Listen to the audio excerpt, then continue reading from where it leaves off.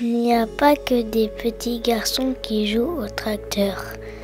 Il y a des agriculteurs et des agricultrices. Vous allez découvrir 3 adhérents de la coopérative Lorca, Véronique, Dorothée et Linda, 3 générations de femmes qu'on pourrait appeler les mères de la terre.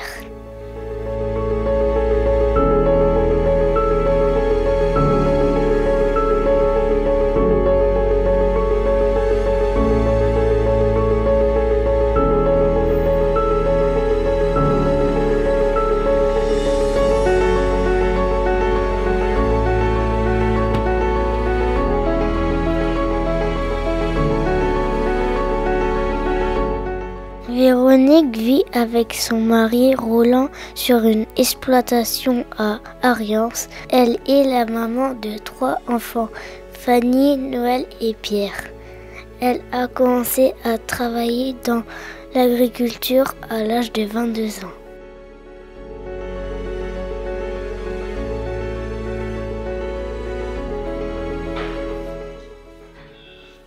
Donc je peux escalader jusqu'à là. Je m'appelle Véronique Gandra. Je suis mariée depuis 1984 avec Roland. Mon exploitation se situe à Ariens, à 15 minutes de Lorca. Une exploitation de 210 hectares. Un élevage de vaches nourrices avec les veaux, les suites.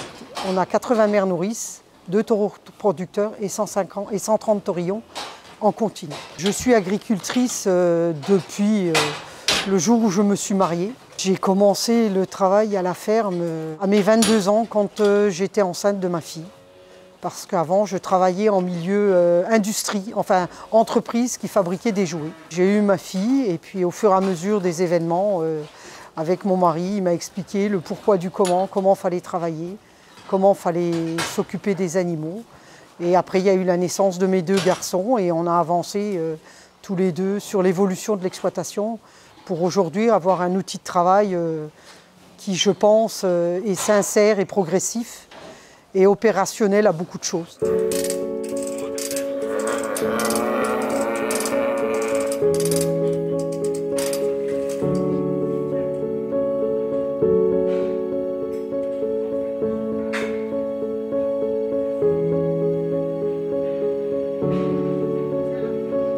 Les conditions de travail à mes débuts étaient très compliquées. Je ne suis pas issue du monde agricole. Mes parents mes grands-parents étaient dans la sidérurgie sur Hayange, Trémanges, les quoi là-bas. Mon papa était commercial et ma maman était nourrice à la maison, quoi. Donc moi, arrivé dans un monde agricole que je ne connaissais pas du tout, j'ai pu, avec mon mari, évoluer progressivement sur ses conseils, beaucoup, parce que ne sachant pas ce que c'était une vache, une genisse, un veau, un taureau, un taurillon, du blé, du colza, de l'orge, du maïs, de l'herbe. Donc il m'a appris tout ça et les conditions de travail étaient assez compliquées parce qu'on n'avait pas de... Il y avait beaucoup de manutention avec nos mains, notre dos, notre morale, notre physique, si on veut. Et c'était quand même des périodes compliquées avec la naissance de mes enfants. Et même en période de grossesse, je travaillais quand même sur l'exploitation. Le nombre d'heures sur une exploitation agricole, on ne peut pas compter. Parce que c'est impossible de compter. Le fait de vivre ici, de vivre avec l'exploitation, on ne peut pas compter nos heures. C'est des heures indéfinies. En période de vélage, on travaille la nuit. Quand la vache fait veau, il faut se lever, il faut l'aider. Le matin, on se lève tôt pour voir s'il n'y a pas une autre vache qui prépare à faire veau. Il faut mettre le veau de la veille à téter. Donc mes heures sont incalculables. C'est du non-stop. La femme agricultrice, pour certaines personnes, ne pouvait pas gérer tout ce qui se passe sur une ferme. Déjà la manutention des bovins, la conduite des tracteurs, la conduite de la moissonneuse. Mais je ne sais pas, personnellement, je suis peut-être égoïste, mais je ne prêtais pas cette attention parce que je trouvais que c'était irrecevable de la part d'autrui. Et aujourd'hui, je suis fière d'être agricultrice. On a passé des sales moments, on en passera certainement encore. Mais au fond de moi, si demain on me dit, écoute, on est obligé de tout vendre, on vend les vaches et tout, je ne sais pas si je tiendrai le choc. Bonjour. Près du Luxembourg, Linda exploite avec son papa une grande ferme dans la commune de Zutphen. Elle a participé aux manifestations de janvier dernier pour soutenir les agriculteurs. Je suis Linda Stephen, j'exploite à Zutphen, donc j'ai repris l'exploitation agricole de 233 hectares. C'est en polyculture, élevage, allaitant et un atelier d'engraissement, donc taurillon et femelles. Quand moi j'étais petite, le regard du métier d'agriculteur, c'était, donc petite, c'est de l'âge de Maxime, 6 ans, jusqu'à l'âge du collège. J'avais un bon regard, parce qu'on était bien vu dans le village, qui était encore petit à l'époque, maintenant il a doublé de population. Ça s'est compliqué quand je suis arrivée au collège, parce que là on était mal vus, avec nos vaches, nos fumiers. J'étais dans un collège privé sur Thionville, qui ne comprenait pas du tout, qu'on n'avait pas du tout le même emploi du temps que toutes les autres personnes. Les week-ends, c'était pas shopping et restaurant et tout ça. Les vacances, on n'en a pas eu beaucoup. Donc, je l'ai pas mal vécu, mais c'était compliqué. Moi, après, personnellement, j'avais pas de problème avec le métier. Mon père, qui était tout le temps ici, mes grands-parents, et maintenant, je suis d'autant plus fière parce que voilà, on est toujours là et ils se sont battus pour la continuité. Et après, arrivé au lycée, donc Courcelles-Chaussy, là c'était tout l'opposé du collège. En plus, étant une fille, donc j'étais très bien accueillie. Et donc voilà, le métier, je l'ai toujours apprécié et j'essaye de me battre toujours pour que mon enfant ne subisse pas les mêmes reproches que j'ai eus étant jeune. J'ai les souvenirs de mes grands-parents quand le système de bêtes à la tâche qui paillaient à la main. À l'époque, il n'y avait pas autant de bâtiments, mais mes grands-parents paillaient là derrière à la main, donc ils étaient deux. Moi, j'étais avec quand le soir, il n'y avait pas de devoirs et qu'on était un peu tranquille. C'est un des seuls souvenirs. Et après, l'évolution avec la construction de différents bâtiments. Sinon, le travail dans les champs, il n'y avait pas les 4 roues motrices encore à l'époque. Quand on rentrait l'ensilage, ça c'était. On en parle encore maintenant, surtout ma mère qui en parle. Elle qui travaillait à l'extérieur. Elle est du milieu agricole, mais du village, mais elle travaille à l'extérieur, donc c'est aussi un rythme différent. Enfin, il faut aussi concevoir vie à l'agriculteur. Ma mère a dit toujours, t'épouses un agriculteur, t'épouses un métier. Et donc voilà, ça c'est tous les petits souvenirs que j'ai. Et puis oui, quand on trimait à l'automne pour rentrer les céréales et puis le maïs avec nos 2 roues motrices, ça c'est des bons et des mauvais souvenirs. Mais j'ai plus de bons souvenirs où avant que ce soit drainé, quand j'allais avec les copines faire de la glissade sur les parcelles glacées là derrière.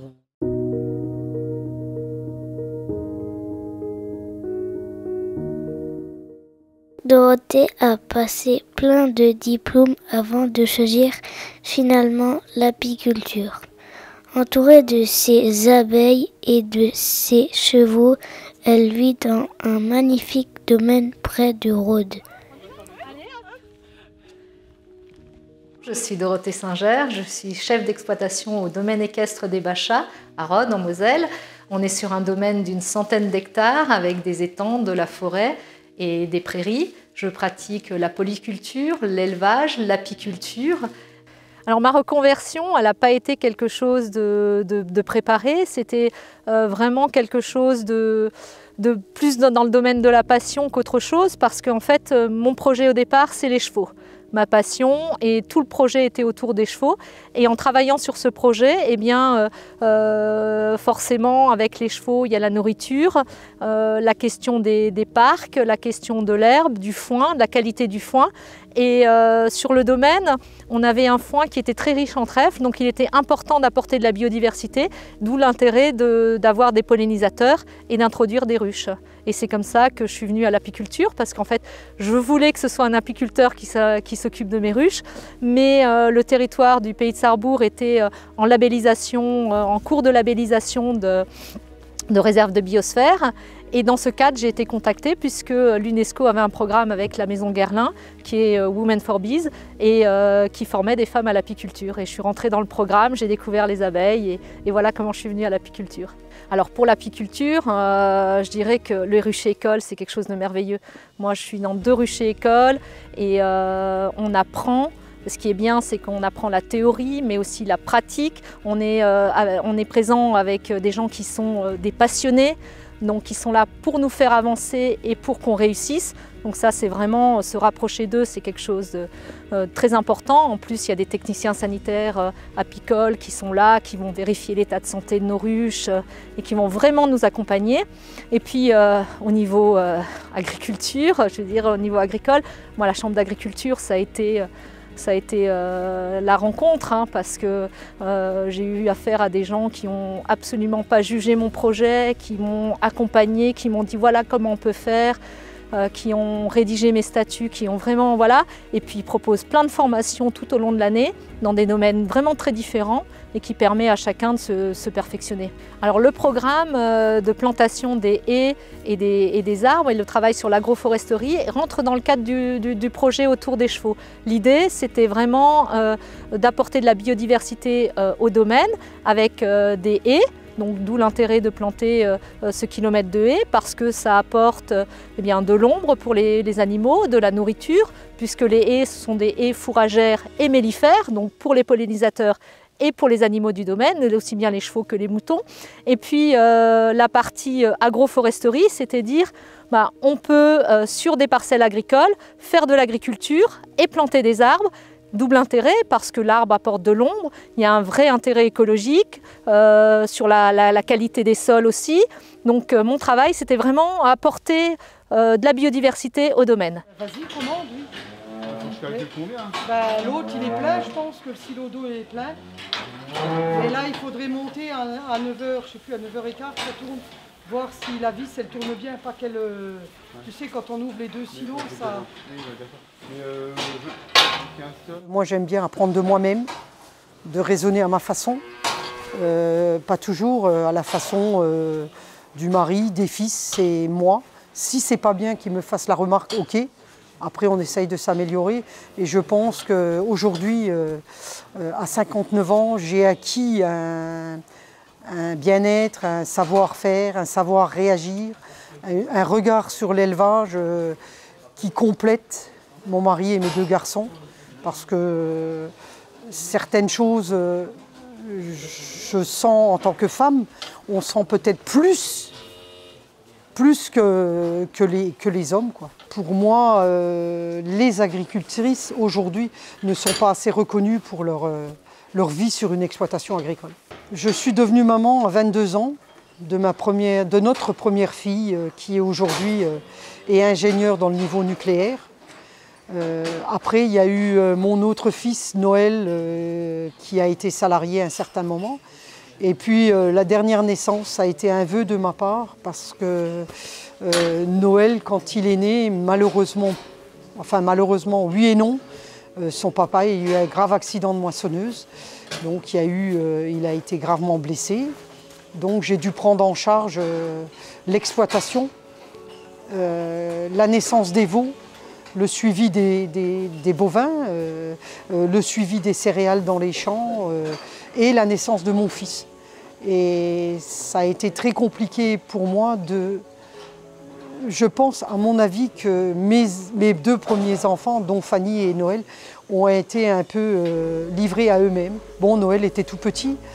Sa sœur, qui avait 2 ans, s'occupait énormément de lui. Il n'y avait pas de problème de ce côté-là, mais je regrette un peu ce passage de ma vie où je n'ai pas profité de Noël comme j'aurais dû en profiter. Et c'est pour ça qu'après Pierre est né, parce que j'avais besoin l'instinct maternel était là et j'avais besoin comment je pourrais vous dire, de chouchouter quelqu'un. Même si je chouchoutais les 2 avant, j'avais cet instinct de vouloir terminer ma vie de femme et d'avoir mes enfants dans un monde meilleur, on va dire. Et c'est pour ça que Pierre est né. Les 8 semaines de congé de maternité, j'en ai pas eu, parce que c'était pas possible d'avoir 8 semaines de congé à rester assis sur un fauteuil devant la télé. il fallait être présent sur la ferme.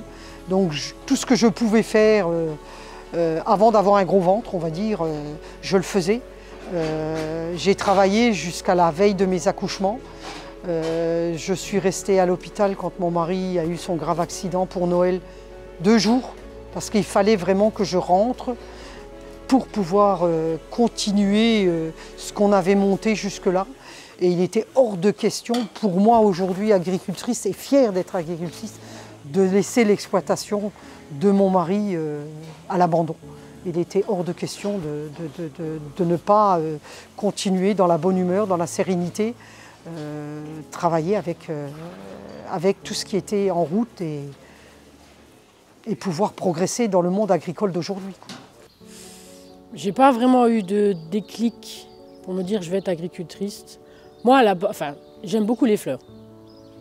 Je voulais être horticultrice. J'ai fait mes premiers stages en horticulture. Après, je me suis dit, voilà, l'exploitation, elle est là, elle tourne. C'est une exploitation familiale. Et puis, il n'y a pas de garçon dans la famille. Je suis l'aîné. Ma sœur travaille aussi au Luxembourg. Donc, voilà, j'ai repris. Mon père partait à la retraite. Et donc, c'est tout frais, hein, ça fait 1 an. Et j'étais pendant 15 ans salarié, j'ai fait mes apprentissages ici. Et voilà, puis je me suis lancée. Avant, je faisais le travail comme maintenant, l'administratif, la paperasse, la gestion du troupeau. Après, on est 2 cerveaux, hein. Mon père est toujours là quand c'est le moment de semer, tout ça. On est toujours 2 à réfléchir, mais il y a une pression supplémentaire parce qu'il y a un rythme infernal en plus. Le travail est toujours le même, mais c'est juste voilà, le statut qui a changé. Il faut déjà aimer le métier, il faut être soutenu par la famille. Il faut demander, il faut parler aux enfants. Il faut vraiment, pas que j'en ai souffert étant jeune, mais c'était pas facile. Et encore maintenant, encore plus, même si on manifeste pour que le consommateur comprenne. Bon, les médias disent que les consommateurs comprennent, mais il y a encore du travail. Et après, il faut être aussi, il faut vraiment aimer le métier. Et après, je sais pas, il faut avoir du charisme. Il faut être une bonne gestionnaire. Il y a plus de différence. Il y a toujours ces mœurs, voilà, que la femme en agriculture, il faut faire sa place. Bon, ici, moi, il n'y a pas eu de problème, parce que mon père a toujours connu des femmes, sa mère a géré. Il a 3 filles, il a une femme aussi qui a travaillé, qui a géré la situation familiale. Donc, nous, l'homme, il le faut, parce que pour ses muscles et puis, mais son cerveau aussi. Maintenant, un agriculteur, c'est plus être grand, fort et bête, c'est grand, fort, oui et non, tout est mécanisé, donc on n'a plus besoin vraiment de force. Et puis, il ne faut pas être bête, hein. Bien au contraire. C'est une entreprise agricole. Alors la place de la femme dans l'agriculture, je la connais peut-être moins que dans la place au niveau apicole, parce que j'ai une formation en apiculture que je n'ai pas eue au niveau de l'agriculture, mais je crois que la femme apporte une sensibilité différente à l'homme et que cette sensibilité, elle permet aussi une autre approche de l'agriculture et de l'apiculture. L'apiculture était souvent réservée aux hommes parce que c'est un métier qui nécessite du transport de ruches, qui nécessite quand même un peu de manutention. Et la femme, elle arrive à apporter des solutions et une approche de l'abeille aussi qui est différente. Et je pense qu'en agriculture, on est sur les mêmes problématiques. Je veux dire, moi sur le domaine, même si ce n'est pas mon cœur de métier, j'essaie d'avoir une approche, je dirais, plus réduite et plus, quand je dis plus réduite, c'est-à-dire sur des parcelles, un travail plus sur la biodiversité. J'ai une sensibilité qui va être plus proche de la nature peut-être qu'un homme. Alors les obstacles, ils ne sont pas liés au statut de femme. Je pense que les obstacles, ils sont liés, comme dans tout métier, aux difficultés que peut engendrer l'activité agricole ou apicole. On travaille avec du vivant, avec de l'humain, enfin au niveau animalier. Et il faut beaucoup d'humilité et rester humble devant ce qu'on fait, devant la nature et puis avancer. Donc ça, c'est ces difficultés de la nature qui sont le quotidien des hommes et des femmes. Mais en tant que femme, je n'ai pas eu l'impression d'avoir plus de difficultés qu'un homme. C'est vrai qu'on a tendance à vouloir mettre des gens dans des cases et puis avancer sans s'écouter. Et je pense que la passion, l'envie de faire des choses, elle ne doit pas être réfrénée. Et on doit chacun être libre, avoir cette liberté de pouvoir dire des choses, faire des choses qui correspondent à nos convictions. Et c'est comme ça qu'on arrive au bonheur aussi, c'est faire des choses qui nous plaisent et savoir que ça nous représente, que ce sont des valeurs qu'on défend et des idées qui nous tiennent à cœur. Et ça, je pense que c'est important, oui. Ça sert à rien de s'énerver, de toute façon elles le sentent.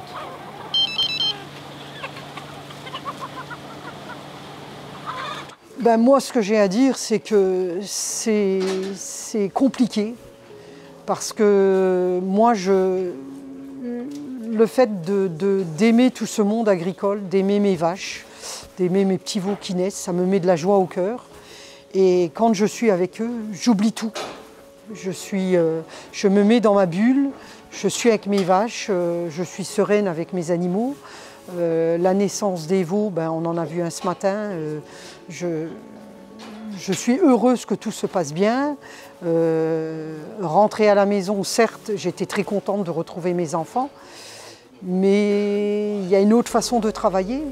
Les enfants ne sont pas toujours assidus aux ordres qu'on leur donne. En plus, je rentrais, j'avais la vie familiale à 100% de nouveau qui se recomposait. Il fallait faire les repas. Il fallait répondre au téléphone. C'est moi qui suivais toute l'administration agricole. C'est moi qui enregistrais toutes mes factures. C'est moi qui faisais la compta. Je faisais un maximum pour ma comptable. Et ça, c'était très pesant pour moi. Une jeune fille aujourd'hui qui débute dans l'agriculture, je la féliciterai parce que c'est pas un métier facile. C'est pas un métier... comment je pourrais dire, il faut être là non-stop. La vie privée, elle est un peu mise de côté parce que le fait aussi de travailler avec son mari, on est plongé dans le monde agricole. Mais j'encourage toutes ces jeunes filles qui marient un agriculteur ou qui sont filles d'agriculteurs de s'encourager à faire ce métier qui est quand même un métier beau, noble. Et il faut se dire aussi au fond de nous que c'est un métier dont toute la population française, on va parler de la population, a besoin de nous pour pouvoir avoir quelque chose dans leur assiette, pour pouvoir manger correctement, pour pouvoir accepter l'agricultrice comme elle est, pas comme elle est vue, mais comme elle est, parce que c'est notre vie, parce que c'est nos tripes, parce que c'est... Mais je les encourage, ces jeunes filles, et je suis fière pour celles qui se donnent le mal de le faire. Et je pense qu'au fond d'elles, je ne sais pas si je dis bien les choses, mais certaines aujourd'hui qui sont peut-être agricultrices, je pense qu'elles diront peut-être « Oh ben, peut-être que Véronique, elle avait raison, on va peut-être pousser la chose et accompagner plus son époux et être sereine dans ce métier, même si des fois c'est un métier très compliqué. »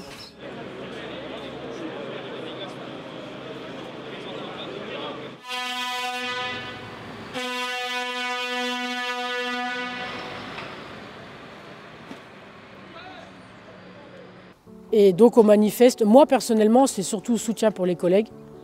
J'ai surtout aussi une grande pensée pour l'agricultrice qui est décédée parce qu'elle avait mon âge, c'était une maman de famille. Donc voilà, c'est pour ça. Et après, oui, c'est surtout pour l'administration. La paperasse, c'est minimum une demi-heure tous les jours à ouvrir ses mails, à répondre au téléphone. Il y a toujours En plus du quotidien manuel et pratique sur le terrain, il y a cette surcharge administrative qui, toutes les semaines, vous devez monter un dossier. Là, moi, je suis jeune installée. J'ai appris que je pouvais être dégrévé de taxes foncières. J'ai passé 4 heures ce week-end à monter le dossier. Ça devrait être des trucs automatiques. Voilà, t'es JA, t'es dégrévé de taxes foncières pendant 5 ans.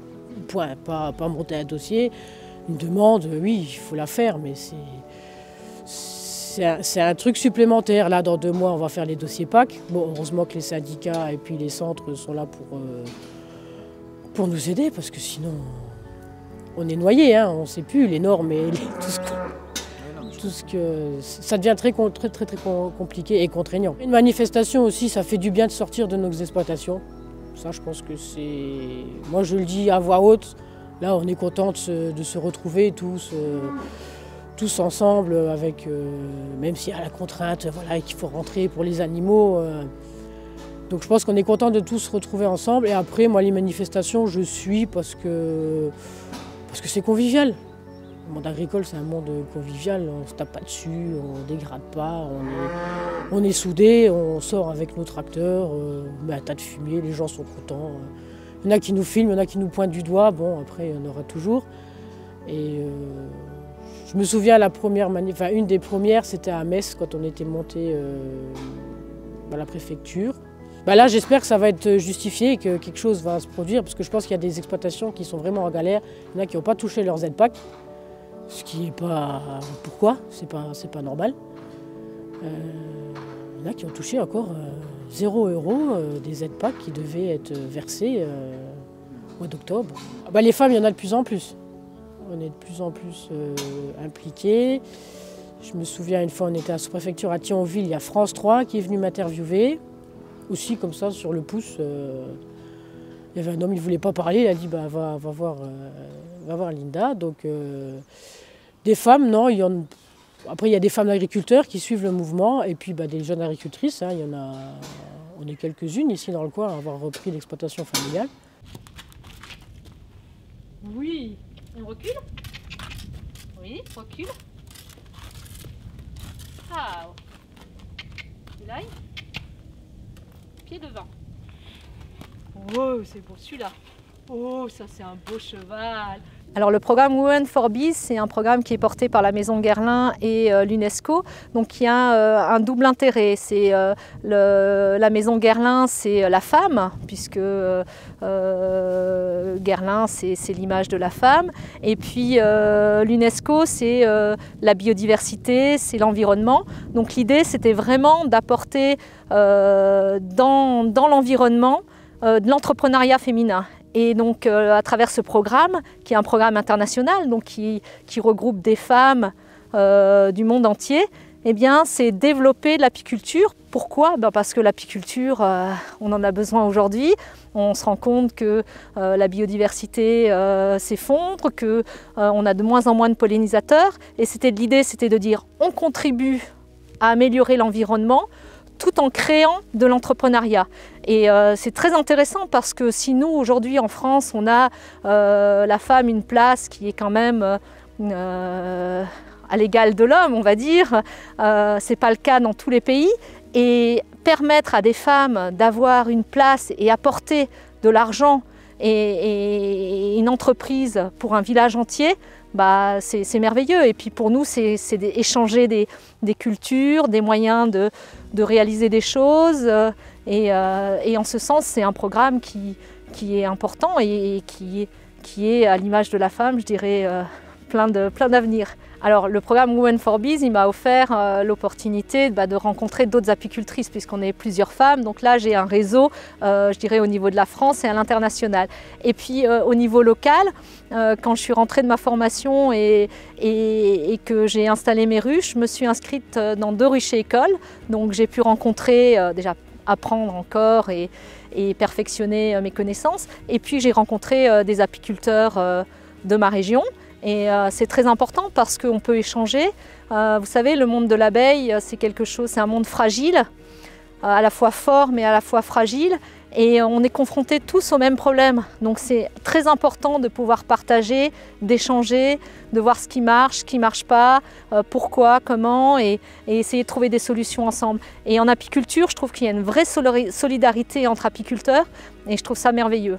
Je crois que la femme, quel que soit le métier, mais principalement dans des métiers aussi difficiles que l'agriculture ou l'apiculture, parce qu'on travaille avec du vivant, la place de la femme, elle est entière. Et je crois que au-delà de la femme, ce qui est important, c'est ce qu'on fait. C'est les idées, le travail qu'on apporte, et c'est l'essentiel. Le reste, c'est qu'on soit un homme ou une femme, il n'y a pas de différence.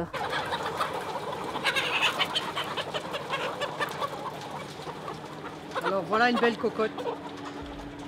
Elle commence à devenir adulte parce qu'elle commence à avoir sa petite crête qui pousse. D'accord. Et je regarde si elles mangent bien. Elles ont le jabot qui ont un peu d'aliments. Donc c'est une poulette qui mange bien. Et puis vous voyez, elle a un beau plumage. Et il ne lui manque pas de plumes. Elle a des belles papates. Derrière chaque agriculteur se cache une femme, et ce que je regrette beaucoup dans ce monde d'agricultrices et d'agriculteurs, c'est qu'il y a aujourd'hui beaucoup d'hommes qui n'ont pas la chance d'avoir une épouse à leur côté pour les soutenir moralement dans leur métier, dans leur façon d'être, dans leur travail. Nous, le soir, je rentre, on discute avec les garçons en disant faudrait peut-être faire ça, faudrait peut-être faire ça. On va peut-être sevrer les veaux là, on va peut-être aller en moisson, on va peut-être labourer, on va peut-être... Donc je pense que la femme, elle amène aussi le côté hors monde agricole.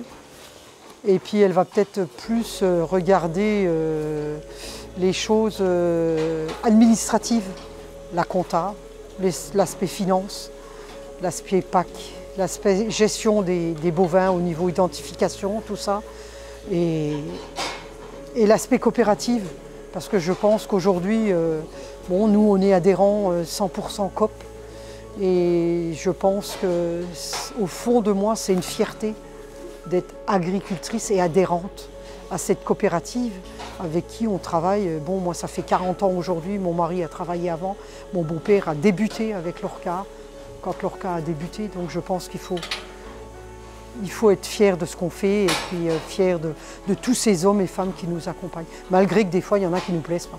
Il faut faire avec. Qu'est-ce qui a changé? La femme est peut-être un peu plus reconnue, mais je vais dire un peu plus, parce qu'aujourd'hui certains hommes, quand on va vers eux et qu'on discute, tiens, on voudrait changer un tracteur, on voudrait changer une faucheuse, on voudrait changer la moissonneuse, ils nous prennent de haut en disant qu'est-ce qu'elle va nous dire celle-là? C'est surtout ça. Et dès qu'ils peuvent, ils se retournent vers l'homme. Alors c'est un peu, je vais dire, certains hommes vis-à-vis de la femme sont un peu machos, comme on va dire. Et ça, c'est pas bien.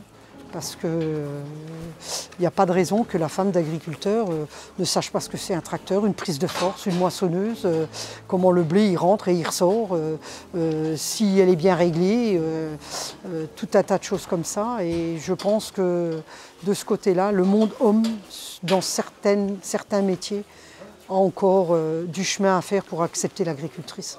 Et ça c'est mon baby Samy. En fait, quand il était tout petit, je le mettais sur les réseaux sociaux. Alors moi, je suis pas trop favorable à l'opposition homme-femme. Je pense que la femme, elle a sa place dans la société au même titre qu'un homme. Dans la ruche, c'est vrai que ce sont les abeilles et la reine qui font le travail. Elles ont, le seul exemple que je pourrais prendre de la ruche, c'est que dans une ruche qui compte, c'est l'intérêt de la colonie. C'est-à-dire qu'on fait tout pour que la colonie fonctionne. Donc si on devait transposer ce modèle chez les humains, je dirais si la femme peut apporter l'intérêt général avant l'intérêt personnel, voilà, ça c'est vraiment quelque chose qu'on apporte. Alors aujourd'hui, est-ce qu'il y a des choses qui me révoltent? Oui, qu'on puisse considérer qu'une femme n'ait pas les capacités de réussir ou les compétences par rapport à un homme. Je trouve que ça c'est révoltant. On a des hommes qui sont très brillants, on a des femmes très brillantes et inversement. Je crois qu'on doit considérer l'homme avec un grand H et pas du tout par rapport à son sexe. Je veux dire, la compétence, on l'a ou on l'a pas. Maintenant, en 2024, il n'y a plus de différence. Il n'y a plus de différence. Moi, je vois dans mon couple, oui, voilà, on alterne avec les enfants. Le matin, c'est quelqu'un, le soir, c'est l'autre. Les tâches ménagères, c'est pareil. Après, au sein de la maison, on se partage les tâches. Ici, à la ferme,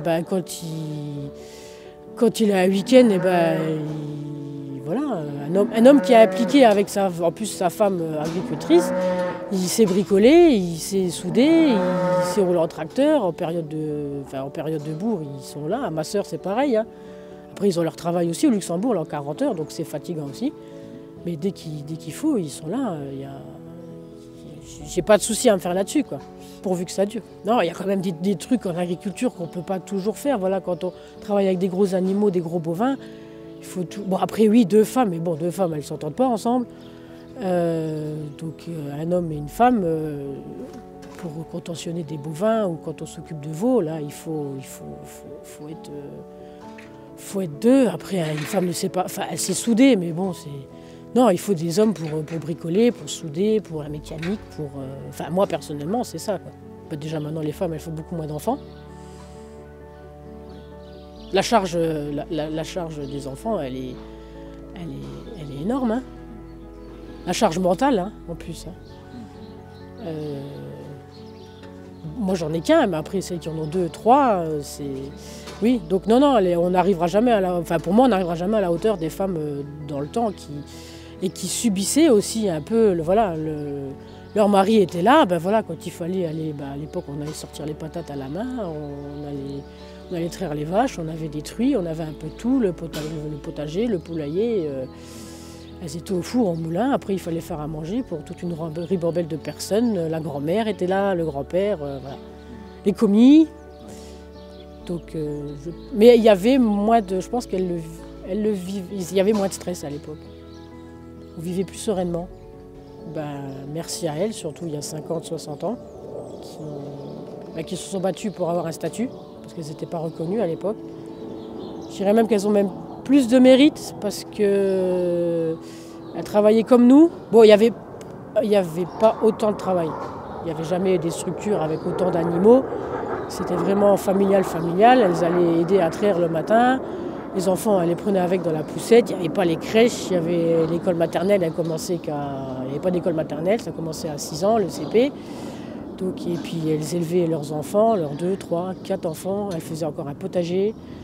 Elles faisaient le même travail. Bon, elles ne montaient pas sur le tracteur, ça c'était vraiment proscrit. Donc il y a eu quand même une évolution dans le bon sens dans le monde agricole. Mais voilà, elles se sont battues au niveau de la MSA, au niveau des caisses de santé, tout ça, pour avoir un statut, pour être reconnues et puis pour toucher une petite retraite. Ma fierté fait aussi que je suis maman d'un petit garçon, parce qu'il n'y en a pas eu dans la famille. Donc voilà, ça c'est ma grande fierté. Et puis l'exploitation, oui, voilà, c'est l'exploitation familiale reprise seule, sans avoir été avec quelqu'un d'autre. Et puis ce qui serait au top, ça serait de transmettre après aux petits, mais ça on verra. C'est pas que j'y crois pas, mais bon. Ça sera peut-être autrement dans 30 ans. Maintenant, quand vous verrez une petite fille jouer avec un tracteur, parlez-lui de Véronique, Dorothée et Linda et de toutes les femmes qui sont fières de faire leur métier. L'agriculture, ce sont des hommes et des femmes, car l'agriculture se conjugue aussi au féminin.